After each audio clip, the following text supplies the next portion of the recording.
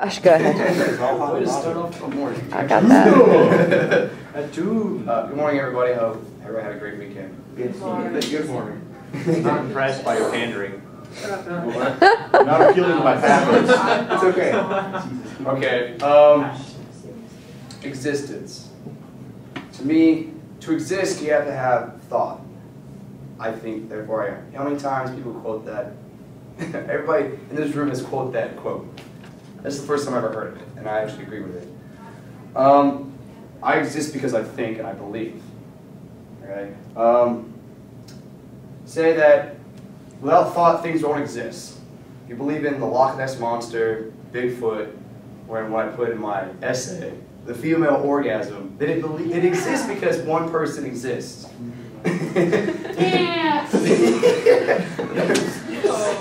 Okay, if people stop believing it, that it doesn't exist no more because nobody thinks about it, and like, oh, man, does it really exist? And starts questioning things.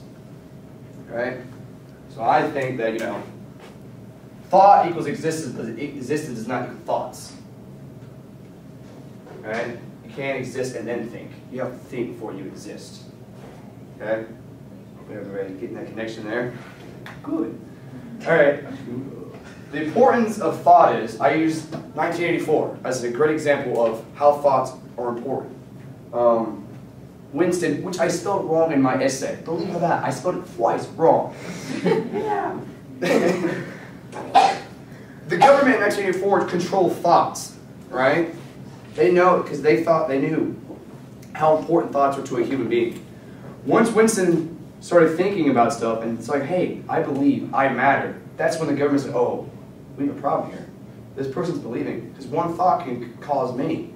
Because it takes one person to think of a revolution and it spreads. That's how important thought is. Alright? Okay, another example I use is, oddly to say, Horton hears a who. Now, I know it's funny at first, but logically, it's a great example. Okay, because Horton saw this little clover right here. It's like, this is the clover, right? That's a clover. Right. That's the speck. To Horton, he can't see the speck, but he can hear the people in that speck. That's where Whoville's at. Right? He hears it. Well, if I'm way, way over here, I probably can't see that speck. Now, Horton believed that there's somewhere in this civilization. There's civilization on that speck because he hears it, and he believes it, and he thinks it. The other animals in the jungles deny it because they can't see it, they can't hear it, or they can't taste it. As Sour the kangaroo said, if I don't hear it, I don't taste it, I don't see it, therefore it doesn't exist. Finally, the animals had enough with this clover and this speck and Horton, so they pretty much trap him and try to destroy this. Right before they do, everybody in Whoville scream, "Hell, we're here, we're here, we're here, don't kill us," basically. But Sour the kangaroo, who's the mother of this, who is this leader, who has a son, I forget his name, he's like kangaroo something. He finally hears a speck. He's like, hey, I hear it. I hear it. He grabs it and puts it in everybody's ear, and they also hear it. So it only takes one person to say, hey, I believe in this, and it spreads. So it only takes one.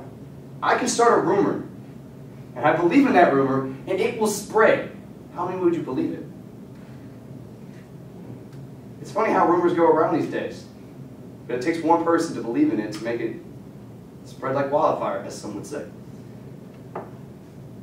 So I exist because I think and I believe. If I stop thinking, then I don't exist no more. I'm just like a shell of a man. I'm a robot. That's why, to me, robots don't exist because they can't think positively. They think, they calculate. They base on their thoughts through numbers and everything. There's no thought in that. So, I'm done.